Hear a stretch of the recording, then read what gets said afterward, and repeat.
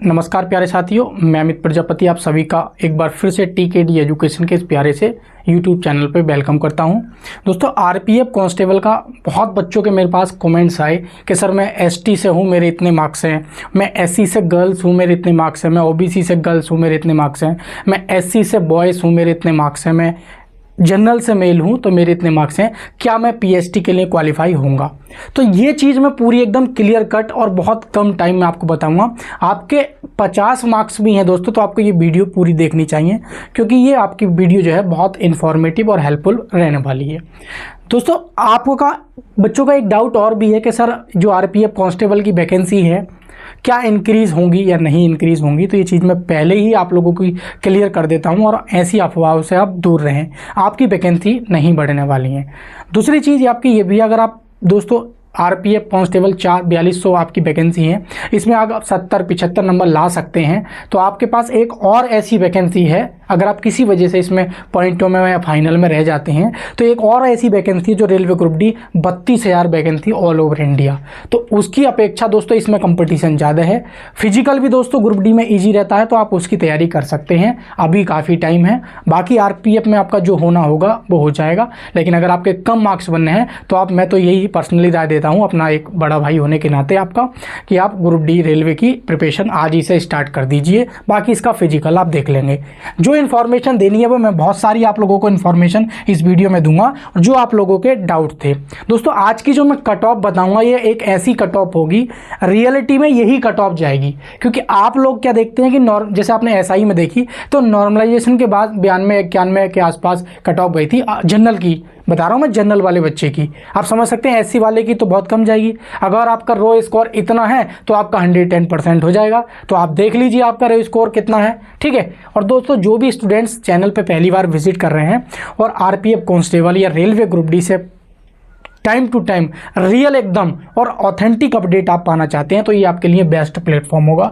तो वीडियो को like share करके चैनल को सब्सक्राइब कर लेंगे और हमारे इस टीकेडी एजुकेशन परिवार का आप भी एक सदस्य बन जाएंगे। तो ये बेस्ट प्लेटफॉर्म है आपके लिए गवर्नमेंट जॉब की इन्फॉर्मेशन पाने के लिए दोस्तों, ठीक है। आइए दोस्तों, तो बहुत कम समय में हम सारी बातों को दोस्तों समाप्त करेंगे और आपका टाइम भी वेस्ट बिल्कुल होने से बचा देंगे। सबसे पहला सवाल है कि बॉयज़ की जो कट ऑफ है वो कितनी जाएगी। उसके बाद नेक्स्ट हमारा जो सवाल होगा वो ये होगा कि गर्ल्स की कट ऑफ कितनी जाएगी। उसके बाद रिजल्ट कब होगा, उसके बाद आपका जो पीएचडी कब शुरू होगा, ठीक है। नहीं तो ये चीज़ मैंने, हालांकि पीएचडी को बहुत कम समय देता है रेलवे, ये मैंने पिछली वीडियो में क्लियर किया था, लेकिन ज़्यादातर बच्चों के जो डाउट थे अभी भी वो यही थे कि सर मेरे इतने मार्क्स हैं, मैं रनिंग स्टार्ट करूँ, फिजिकल स्टार्ट करूँ या नहीं।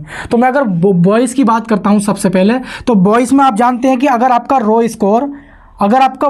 स्कोर दोस्तों बॉयज़ में 75+ बन रहा हो, 75 से लेके आपका क्या है 85 हम कह सकते हैं भाई, ज़्यादा से ज़्यादा कितना हो, तो इसका मतलब ये है कि मैं यहाँ पे लगा रहा हूँ, सीधा सिंपली लिख देता हूँ कि अगर आपका 75+ आपका स्कोर बन रहा है तो अब उसमें डिपेंड ये करता है, 75+ का मतलब ये हुआ 75 एक एससी कैटेगरी का मेल स्टूडेंट आ जाता है। तो 75 अगर किसी का रो स्कोर है और उसका नॉर्मलाइजेशन होने के बाद 12, 13, 18, 20 तो नहीं मिलता है इसमें, 12, 13, 10, 8 नंबर का नॉर्मलाइजेशन मिलता है। तो अगर इतना मिलता है तो एससी के आप जानते हैं कि 10 नंबर भी इसमें आप ऐड करोगे तो 85 बन जाएंगे। तो एससी वाले स्टूडेंट का आराम से हो जाएगा आरपीएफ में फिजिकल के लिए, क्योंकि एसआई की कट ऑफ में देखिए उसमें 400 कुछ वैकेंसी थी और इसमें 4000 कुछ वैकेंसी हैं, तो 10 गुना वैकेंसी ज़्यादा है, तो कट ऑफ भी दोस्तों कुछ ना कुछ तो कम जरूर लगेगी। और इसका आप जानते हैं फिजिकल अच्छा खासा रहता है, तो बच्चे अभी क्या है मेंटली प्रिपेयर नहीं है और एसआई की कट ऑफ देख के थोड़ा कन्फ्यूजन में है।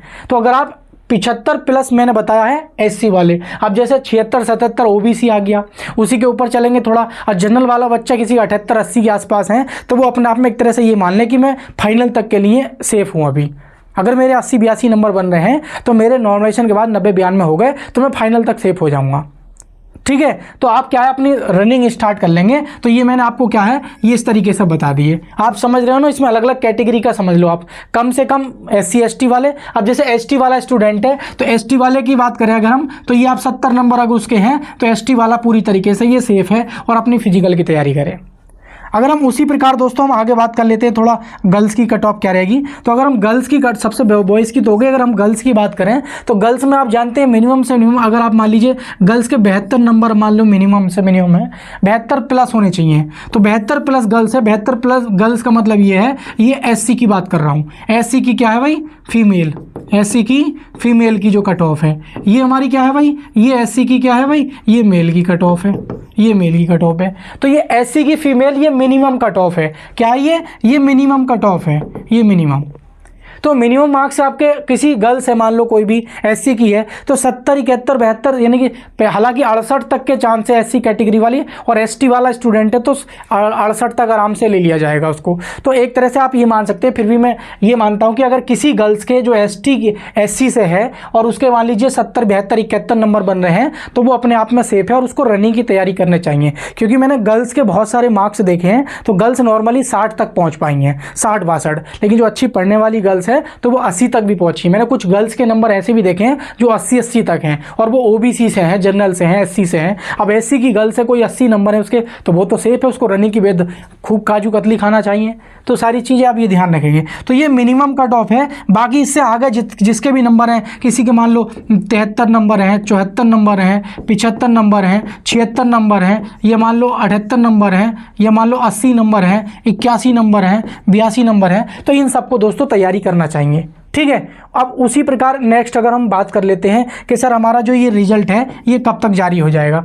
तो रिजल्ट दोस्तों आपका ये पूरी तरीके से तैयार है, लेकिन आपका पीएसटी शेड्यूल अभी जारी नहीं हुआ है, क्योंकि आप जानते हैं इसके लिए कमेटी बनाई जाती है, और जब कमेटी बनती है अलग से कमेटी बनती है और इसका एक बोर्ड मेंबर मतलब कहते हैं ना नोडल अधिकारी भी बनता है, और उस नोडल अधिकारी के जो कमेटी के सदस्य होते हैं वो अलग अलग जो आपके पीएसटी सेंटर्स होंगे उसमें क्या किस प्रकार से कितने बच्चे किस तरीके से कौन कौन से अधिकारी तैनात रहेंगे, कब कब टाइमिंग पर आपकी ट्रेनिंग यानी कि पीएसटी टाइमिंग रहेगा, तो वो सारी चीज़ें अलग अलग मेंबर के द्वारा अलग अलग सेंटर के द्वारा निर्धारित की जाती है। तो वो चीज़ें अभी आपकी तैयार नहीं है, तो पीएसटी की डेट अभी दोस्तों फिक्स नहीं हो पाई है, लेकिन जो आपका रिजल्ट है दोस्तों ये पूरी तरीके से तैयार है। हमने पिछली आरटीआई जो दिखाया था मैंने आप लोगों को, तो उसमें भी यही कहा था कि पीएसटी का जो शेड्यूल है आपका जारी नहीं किया गया अभी, मतलब तैयार नहीं है, प्रक्रियाधीन है, लेकिन जो आपका रिजल्ट है वो पूरी तरीके से तैयार है, और वो मान लीजिए अगले 8, 7, 4, 5 दिनों में किसी भी वक्त आपका जारी हो गया, यानी कि जून के फर्स्ट वीक से पहले आपका जो आरपीएफ कांस्टेबल का रिजल्ट है वो जारी हो जाएगा। तो आप ये मान लीजिए जून फर्स्ट वीक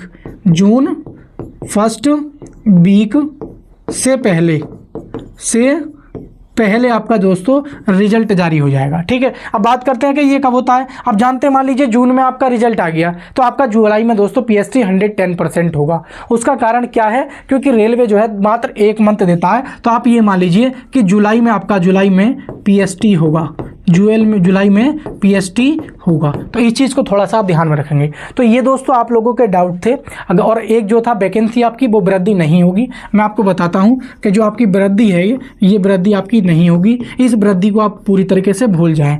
हालांकि नई वैकेंसी आपको देखने को कब मिलेगी अभी ऐसा भी कोई अपडेट नहीं है, क्योंकि पुरानी पहले कंप्लीट होगी। और आप जानते हैं ये वैकेंसी आरपीएफ वाली जो है ये एनुअल कैलेंडर में शामिल नहीं है, तो ये 1 साल 1.5 साल के गैप से ही, कम से कम 2 साल के गैप से देखने को आपकी वैकेंसी मिलेगी। तो अगर आप चाहते हैं कि आपके अब भी जिन बच्चों के आप बात समझ लीजिए, जिन बच्चों के 50 हैं, 60 हैं, 65 हैं, ये मान लीजिए जिनके 70 तक भी नंबर हैं दोस्तों, तो आप जानते हैं ऐसा नहीं है कि वो कमज़ोर है, पढ़ने में सक्षम नहीं है, वो नौकरी ले सकते हैं, लेकिन उनको थोड़ा मोटिवेट और थोड़ा सा प्रैक्टिस सेट और क्वेश्चनों में अपने निखार लाने की। किसी का मैथ कमज़ोर है, किसी का जीएस कमज़ोर है, किसी की साइंस कमज़ोर है, तो किसी का करंट अफेयर्स कमज़ोर है। तो करंट अफेयर्स के लिए, स्टैटिक जीके के लिए आप कुमार गौरव सर उत्कर्ष क्लास पर पढ़ाते हैं, उनका आप तैयार कर लेंगे। ठीक है। और मैथ रीजनिंग जो आती है दोस्तों आपकी प्रैक्टिस सेट से आती हैं, तो जितना हो सके आप मॉक टेस्ट लगाइए। बाकी दोस्तों आप रेलवे ग्रुप डी की तैयारी कर रहे हैं, तो रेलवे ग्रुप डी में आपका क्या आता है, सिंपली एक साइंस आती है, रीजनिंग आती है, मैथ आती है, जीएस आता नहीं है। ठीक है। और जीएस 20 नंबर का आता है, उसमें भी करंट अफेयर्स सारी चीज़ें, तो जीएस पे ज़्यादा फोकस नहीं करना है। कुमार गौरव सर की क्लास पढ़ ले जाओगे तो जीएस हो जाएगा। बाकी रेलवे ग्रुप डी के लिए अगर आप साइंस पढ़ना चाहते हैं, 25 नंबर की जो साइंस आती है, और वो भी एनसीईआरटी लेवल की साइंस पूछती आती है। रेलवे में आप ग्रुप डी की तैयारी कर रहे हो कि इधर उधर से आप साइंस पढ़ रहे हो, तो उसमें आप अच्छा स्कोर नहीं कर पाओगे। अगर आप एनसीईआरटी टीचर जो आपको पढ़ाता है उससे आप पढ़ रहे हो, उसका चाहे कोर्स ले रखा, कुछ भी ले रखा, किसी तरीके से स्टडी मटेरियल या बुक, तो एनसीईआरटी होनी चाहिए। और एनसीईआरटी भी ये ध्यान रखेंगे 9th और 10th लेवल की ही एनसीईआरटी होनी चाहिए। तो मैंने पूरा 6-7 सालों का जो भी निचोड़ था वो इस मैंने एनसीईआरटी बुक एक तैयार कर दी आपकी, फिजिक्स की अलग, केमिस्ट्री की अलग, बायो की अलग, और मात्र कितने रुपीज़ में, 99 रुपीज़ में अलग अलग बुक्स आपको मिल जाएंगी। ये अगर तीनों बुक्स आप लेते हैं तो 199 में आप लोगों को ये मिल जाएंगी। सिंपली इसको बाई करने के लिए ये मोबाइल नंबर दे रखा है मैंने 8445029094। ये मोबाइल नंबर मेरा नीचे डिस्क्रिप्शन में मिल जाएगा, तो इस पर आप क्या व्हाट्सअप कर देंगे तो मैं या मेरी टीम जो है आपको ये नोट्स प्रोवाइड तुरंत करा देगी पेमेंट करने के तुरंत बाद। तो ये मेरे हैंड रिटन नोट्स हैं दोस्तों। तो रेलवे की आप ये क्या अपॉर्चुनिटी है आपके पास, तो रेलवे ग्रुप डी की आप तैयारी में लग जाएंगे अगर आपके मार्क्स कम बन रहे हैं। और साथ ही साथ आप लोगों को बता दूं, ये मेरा इस प्रकार से मैंने ये कंटेंट रख रखा है, तो ये बेस्ट कंटेंट है। ये नहीं कि राइटिंग में कुछ इस प्रकार से हैंड रिटन नहीं है, कॉपी पेस्ट है, समझ में नहीं आ रहा, बीच में लोग हुए, तो कुछ नहीं, एकदम बेहतरीन राइटिंग। जैसे आरबीसी का जीवन काल 120 दिन का होता है, आरबीसी का भक्षण से पिलिया में होता है, आरबीसी का कार्य ऑक्सीजन परिवहन, आरबीसी की कमी से रोग एनीमिया, आरबीसी की अधिकता से रोग पॉलीसीमिया। तो इस प्रकार के मैंने जो एनसीईआरटी वाले पॉइंट्स है ना जिनसे रेलवे एग्जाम पूछता है वो मैंने डायरेक्ट बना दिए। तो चाहे आरपीएफ, एएलपी, टेक्नीशियन किसी भी एग्जाम की तैयारी कर रहे हैं तो ये मेरे हैंड रिटन नोट्स आपके लिए बेस्ट होंगे। दोस्तों ये मेरा एप्लीकेशन भी आ चुका है प्ले स्टोर से, तो आप सिंपली इस हमारे एप्लीकेशन को दोस्तों डाउनलोड कर लेंगे। इस डाउनलोड करने के साथ साथ आपको कुछ फ्री बेनिफिट्स भी मिलेंगे। जैसे आप कोई भी रेलवे का एग्जाम देते हैं, जैसे group D, RPF, constable, SI, सबके प्रीवियस ईयर के पूरे पीडीएफ 500 पेपर की, 1000 पेपर की पीडीएफ जो है, जितने क्वेश्चंस बने हैं मैथ के, रीजनिंग के, साइंस के, जीएस के, किस प्रकार से पैटर्न पूछा गया है उसको फॉलो करना है, तो वो सब फ्री आपको क्या है, मात्र आप टीकेडी एजुकेशन ऐप डाउनलोड कर लेंगे प्ले स्टोर से, उसका जो लिंक है वो भी मैं नीचे दे दूंगा, और उसमें लॉगिन कर लेंगे। लॉगिन करने के बाद आपको हमारे क्या है, class notes, free PDFs, weekly test series, PDF class notes, books, syllabus, time table previous year के, ये सारी चीज़ें आप लोगों को मिल जाएंगी। सिंपली आपको मैंने बताया कि रेलवे ग्रुप डी के लिए एनसीईआरटी 9th और 10th का जो एनसीईआरटी है वो मैंने पिछले वर्षों के आधार पर तैयार कर दिया है, ग्रुप डी के लिए, एएलपी के लिए, टेक्नीशियन के लिए और जेई वाले बच्चों के लिए। तो ये बेस्ट कंटेंट है। कोई अधिक जानकारी आप लोगों को चाहिए तो ये मोबाइल नंबर है, इस पर आप व्हाट्सअप कर देंगे तो आपको जो है आपके सवाल का उत्तर मिल जाएगा, कॉल नहीं करेंगे इस पर, ठीक है। तो थैंक यू प्यारे साथियों, मिलेंगे किसी नेक्स्ट वीडियो में, तब तक के लिए नमस्कार, जय हिंद, जय भारत।